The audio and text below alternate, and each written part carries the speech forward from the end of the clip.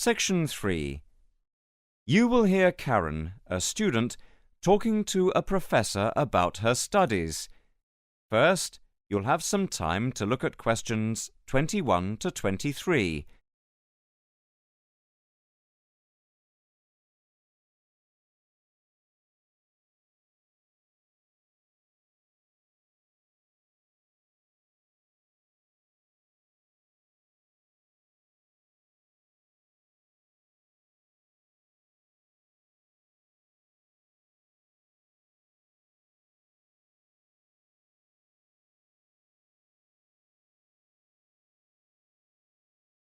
Now listen carefully and answer questions 21 to 23.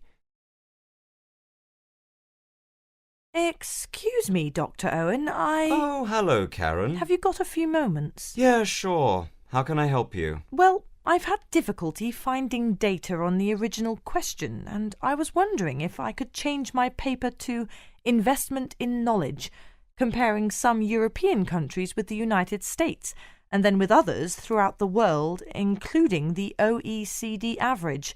I found lots of data by way of graphs, etc. Where did you get the data from? From various sources, books and journals. How are you going to present the material? I'm going to use the electronic whiteboard as suggested and do a blend of graphs, pictures, text and podcasts to illustrate my presentation. It sounds very impressive. Yes, let's hope the whiteboard works. But I'm also going to have a PowerPoint presentation for a backup, just to cover myself. A backup is a good idea, but it's a lot of work doing everything twice. It is, but at least I'll have experience of both.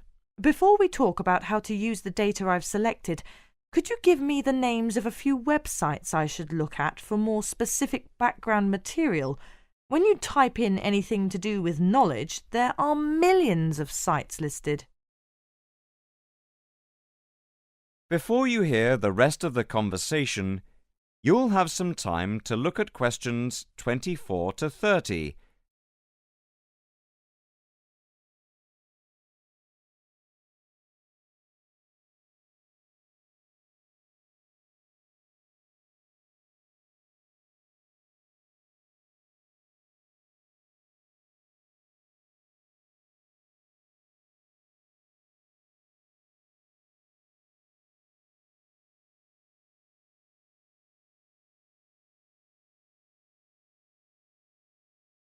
Now listen and answer questions 24 to 30. Let's see. I'll print you off this list. There we go. Right. Do I really need to study everything on these? No. I suggest there are 5 or 6 you can look at. The one you have to go through is the IT department section on the university site, which is www.kmul.org.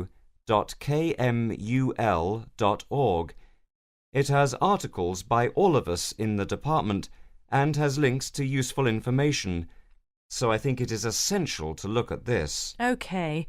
I've already been on it, but I'll tick that one as a must-read. And there's a site which is hosted by Pollock.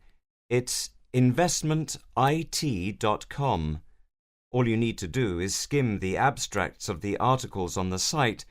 They'll give you a general idea about the effects of investment in knowledge. Yes, that sounds good. It cuts our having to read everything. What about this one, knowledgejournal.com? If I remember, it's not that useful. I would say that there are very few things that you need to read there. Then there's it_knowledge_review.com.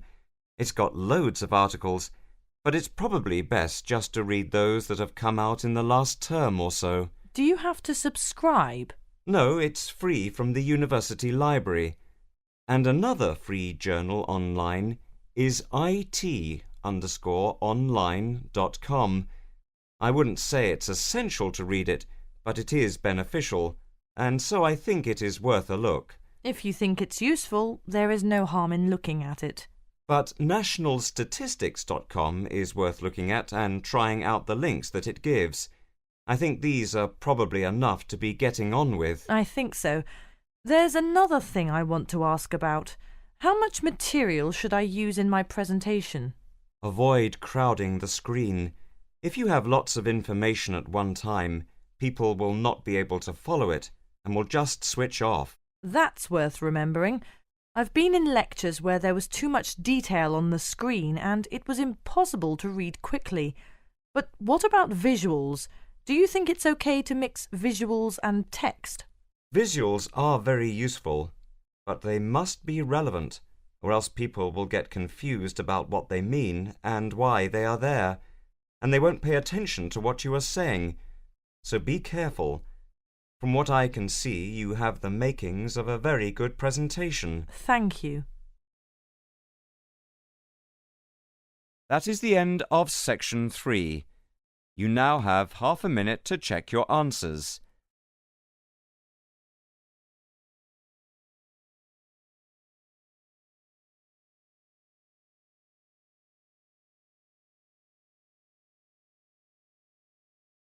Section 3. You will hear a conversation on healthy lifestyle. First, you have some time to look at questions 21 to 26.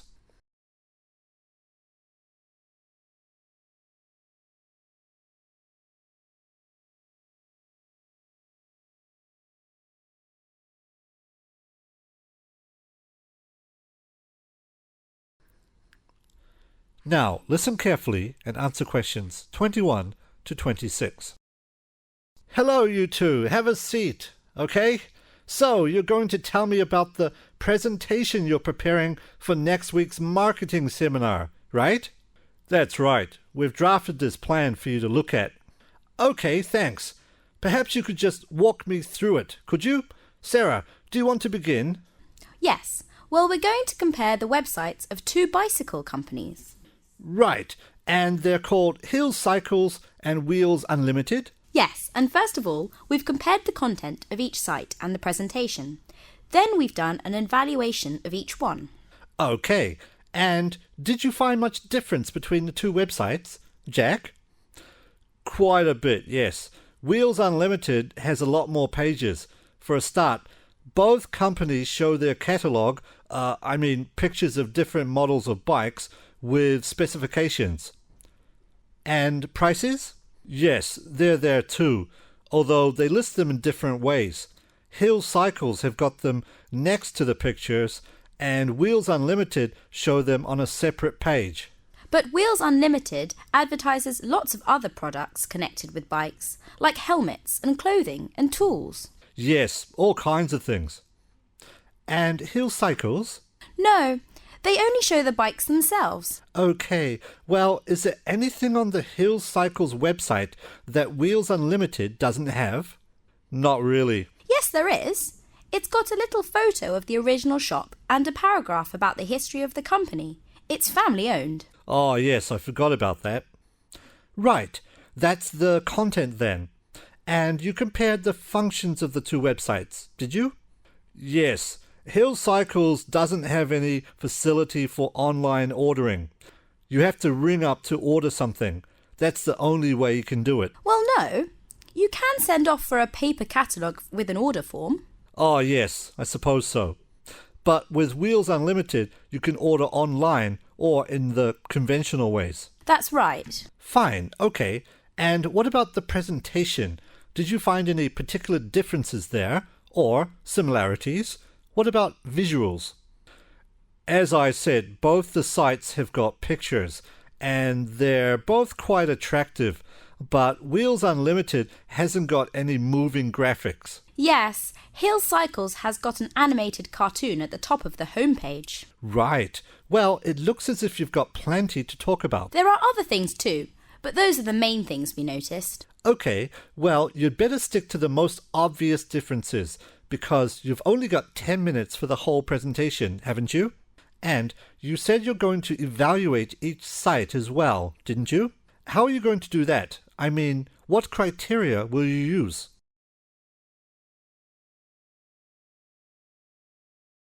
Now, look at questions 27 to 30.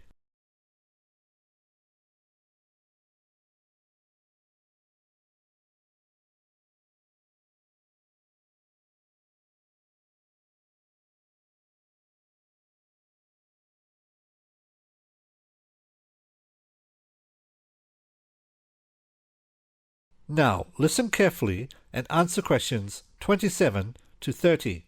We thought we'd use 3 criteria: how attractive each website is, how user-friendly it is, and how closely it targets its potential customers. Do you think that's okay? Sounds fine. But I'd look at the criteria in a different order if I were you, because really you've got to look at attractiveness and user-friendliness in relation to the people the website is aiming at. So I'd deal with that criterion first if I were you. Right. What about the timing? Have you thought about that? 10 minutes is very short, you know. Yes, we tried it out. Several times. And we've decided to spend 4 minutes comparing the 2 sites, then 3 minutes evaluating them, and leave 3 minutes for questions. That's not really enough, but, well, it sounds all right to me. You've got 10 minutes altogether, and you've got to stick to that limit. It's good practice, and at least the audience won't have time to get bored. What visuals are you going to use? We're going to use PowerPoint and a flip chart as well. So we can show 2 things at once. For example, we're going to start by showing the home pages of each website, and we're going to put up a list of key features on the flip chart at the same time. Okay, and it's a joint presentation, so have you decided how you're going to share the work? Yes. First, we thought we'd keep taking it in turns to speak. Sarah would say a bit, then I'd take over, and so on. Then we thought we'd just divide it into 2 equal parts and do 1 part each. But it was all too complicated. So Sarah's going to do all the talking and I'm going to manage the visuals and hope we can coordinate properly. It's the only way we can fit everything in. Well, good. You've obviously worked hard and you've been very careful with the details. Only one thing I would say, make sure that you keep your visuals simple. I mean, if you're showing a list of key features, for example, you should make it as brief as possible. Just use bullet points and simple phrases, even single words. Your audience won't have much reading time. It's a classic mistake with seminar presentations to present so much information that the audience can't process it quickly enough, and they stop listening to what you're saying. Okay? Yes, right. Okay. And now, let's talk about... That is the end of section 3. You now have half a minute to check your answers.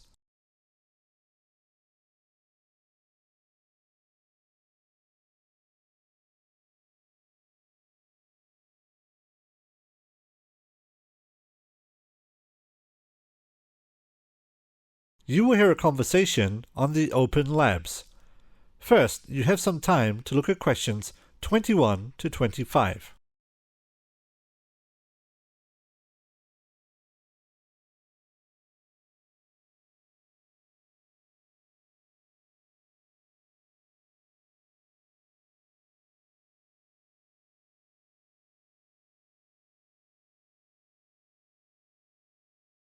Now, listen carefully and answer questions 21 to 25. Hey Mike, how have you been lately? Stressed. My marketing professor just gave us an assignment, a monster project I'd say. We have to do online research and make a presentation using some kind of computer program. I have no idea about how to use that program. I've never even heard of it before. Say, you don't know anything about how the computer labs work here, do you? I've never really had to do any assignments with computers before, so I've never been to the computer labs on campus. Actually, I worked in one of the Open Labs for 2 terms. What do you want to know? Wow, thanks Jennifer. Where to begin? Well, first of all, where are they? Well, the Open Labs are in the basement of the library in the Student Union building. And then there are 2 more on campus. One in the Science building and one in the building where they do freshman orientation. Oh yeah, I know the one you're talking about.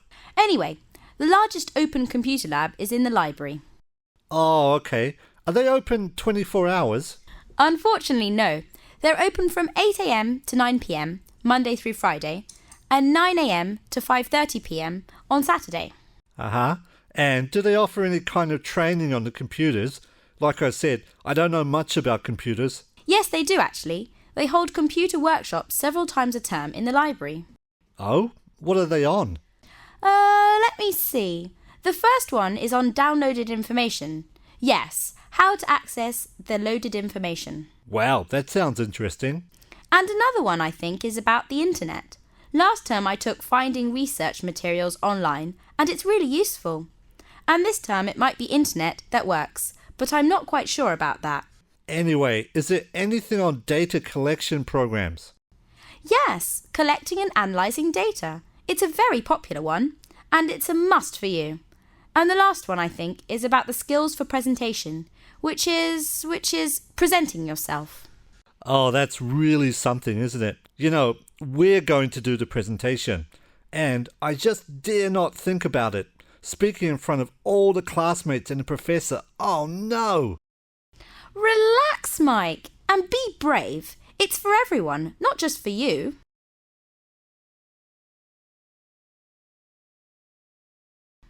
Now, look at questions 26 to 30.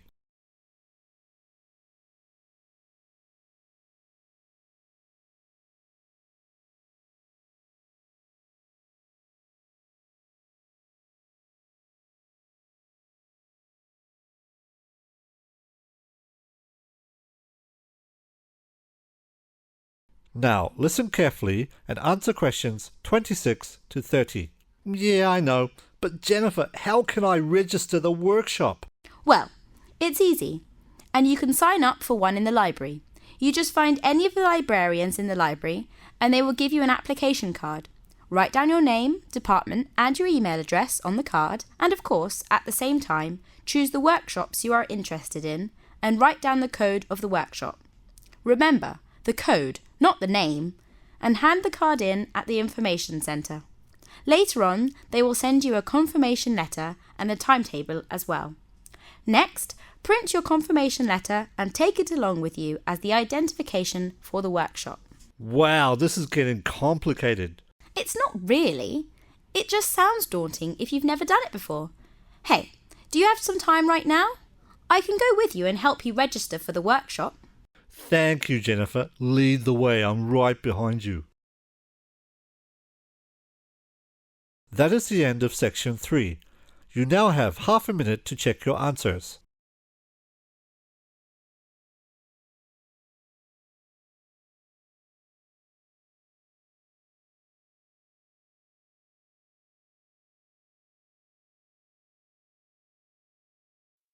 Section 3.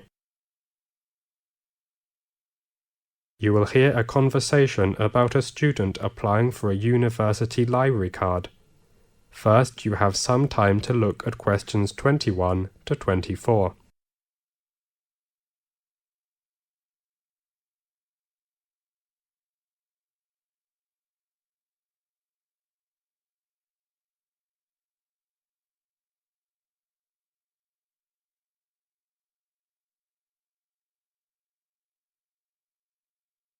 Now listen carefully and answer questions 21 to 24. Good morning. Welcome to the library. How can I help you? Good morning. I want to apply for a library card. Should I apply here? Right. Are you a new student or did you lose your card? I am a new student. Okay. Could you tell me some of your personal details first? Sure. What's your full name? My name is Harry Pert. Could you spell your last name? P-E-A-R-T. Okay, Harry. Where are you from? America. And what's your faculty? I am studying in psychology. Fine. Do you take some documents we need? I take my union card. Okay. And your photo? Passport photo? Yes. How many do you need? Just one. How much should I pay for the card? Usually we have 2 cards. One is a public card with £145 and £0 for our registered students. Do you mean it is free? Of course. That's so great. But if you want to borrow some CDs or DVDs from our library, you have to pay a little money. How much? As usual, it is about from £2 to £7, depending on the item you borrow. Okay. So how many books can I borrow? We allow up to 18 items to student card, but only 8 to public card. Does that include reference books, newspapers, journals and articles? Of course. Great.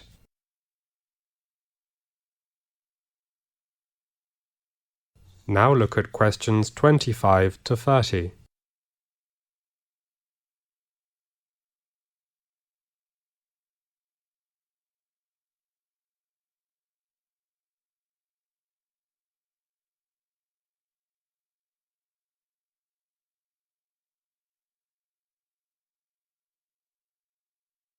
Now listen carefully and answer questions 25 to 30.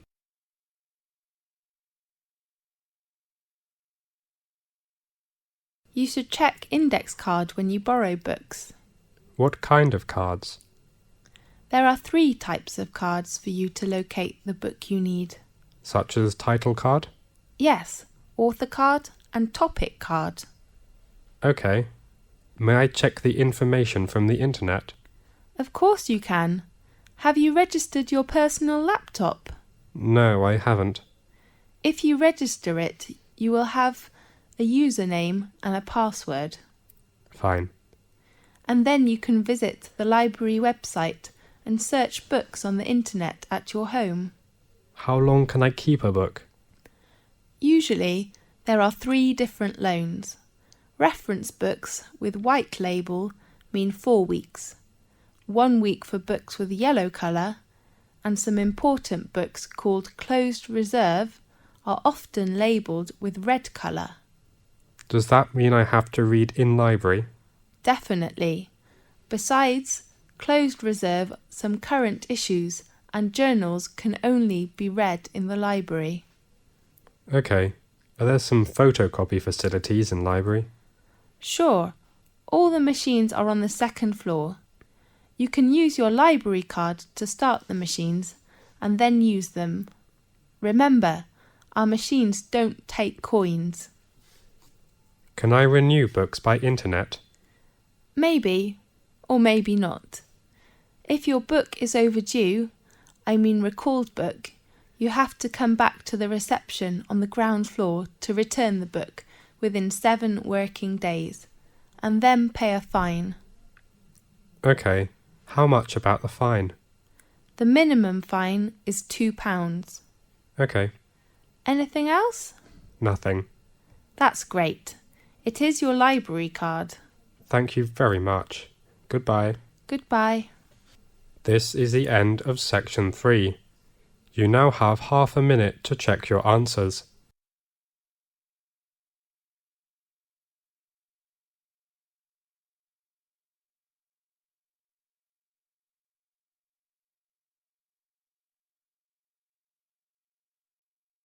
Section 3.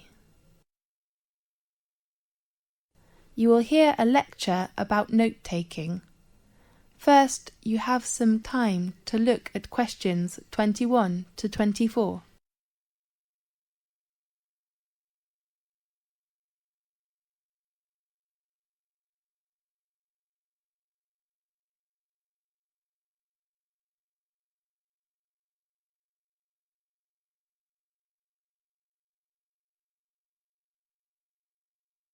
Now listen carefully and answer questions 21 to 24.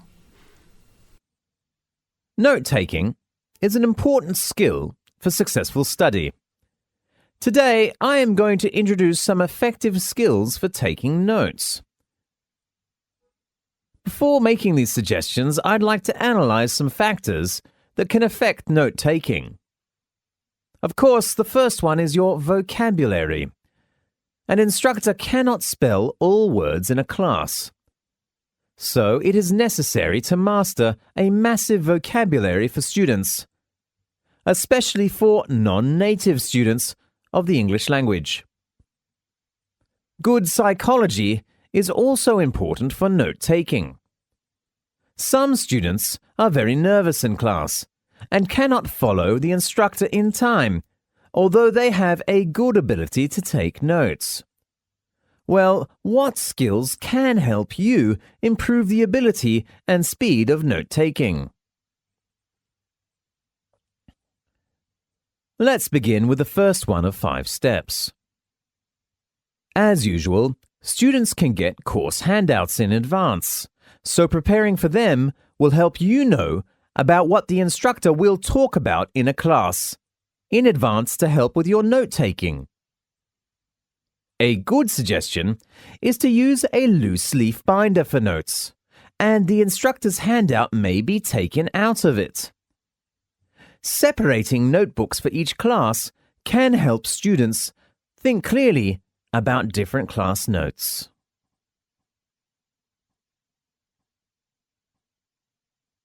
Now look at questions 25 to 30.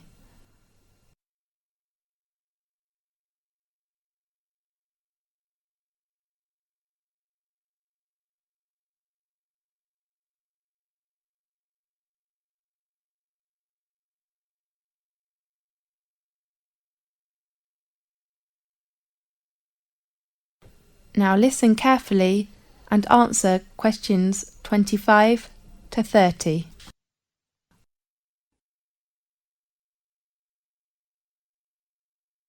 Now that's the work for preparation. The second step is to put a date and title on the first page. This will help you make sure about the lecture topic and the class in which the instruction happens. Some students think this is very important for your studies later. And then I advise you to use a divider, which can set aside different parts in one notebook. For example, drawing a line in the middle of the notebook and then write the main points on the left with some extra information on the right. According to some students' experiences, it is a good idea to use different color ballpoint pens to make different marks of the lecture in class. And now for the third step. In class, a good note-taker should only write key points, not all the information. Some students cannot know what they write on a notebook after class. So how to master the key points is what's so important. These points are usually nouns, adjectives, verbs, and numbers. Writing only 1 to 2 points on each line can help you to understand the notes when you read them later. The most difficult part for nearly all students is, of course, to have enough time to write the notes. So the next step is coming. In order to save time and speed up writing, I advise you to use abbreviation and symbols instead of words, such as info for information, univ for university, dept for department, and even use a plus sign instead of an and. When your instructor speaks loudly or repeats some content or has a short pause, you should pay attention to the important points. The last suggestion is that you should review your notes after class when the information is still fresh in your mind. Try to summarize the key points and check notes with your classmates after class. That's some of the easy methods you can use to take notes. I hope that this can help you with your note-taking in class. If you want to know more about the topic, please contact the study consultant in the... This is the end of section 3. You now have half a minute to check your answers.